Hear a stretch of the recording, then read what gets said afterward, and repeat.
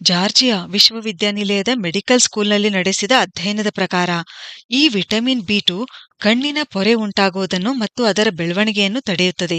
Vitamin A ಕಣ್ಣಿನ ದೃಷ್ಟಿಯನ್ನು ಹೆಚ್ಚಿಸಿದರೆ, ವಿಟಮಿನ್ ಬಿ2 ಕಣ್ಣಿನ ಸ್ನಾಯುಗಳು ಮತ್ತು ನರಗಳನ್ನು ಬಲಪಡಿಸುತ್ತದೆ. ಇದು ಆಂಟಿ ಆಕ್ಸಿಡೆಂಟ್ ಹಾಗೆ ಕೆಲಸ ಮಾಡುತ್ತದೆ, ಅಂದ್ರೆ ಫ್ರೀ ರ್ಯಾಡಿಕಲ್ಗಳನ್ನು ನಾಶ ಮಾಡುತ್ತದೆ. ಈ ಫ್ರೀ ರ್ಯಾಡಿಕಲ್ಗಳು ನಮ್ಮ ಜೀವಕೋಶಗಳನ್ನು, ಡಿಎನ್ಎ ಅನ್ನು ಹಾನಿ ಮಾಡುತ್ತವೆ. ಇದರಿಂದ ನಮ್ಮ ಏಜಿಂಗ್ ಪ್ರೊಸೆಸ್ ಅಂದ್ರೆ ವಯಸ್ಸಾಗುವ ಪ್ರಕ್ರಿಯೆ ವೇಗವಾಗುತ್ತದೆ. ಅಷ್ಟೇ ಅಲ್ಲ, ಹೃದಯ ಸಮಸ್ಯೆ, ಕ್ಯಾನ್ಸರ್ ಉಂಟಾಗಲು ಕಾರಣವಾಗಬಹುದು.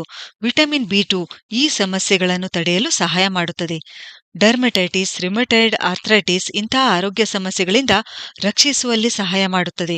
ಅಷ್ಟೇ ಅಲ್ಲ, ವಿಟಮಿನ್ ಬಿ6 ಮತ್ತು ಫೋಲಿಕ್ ಆಸಿಡ್ ಇವುಗಳನ್ನು ಆಕ್ಟಿವ್ ಮಾಡುತ್ತದೆ.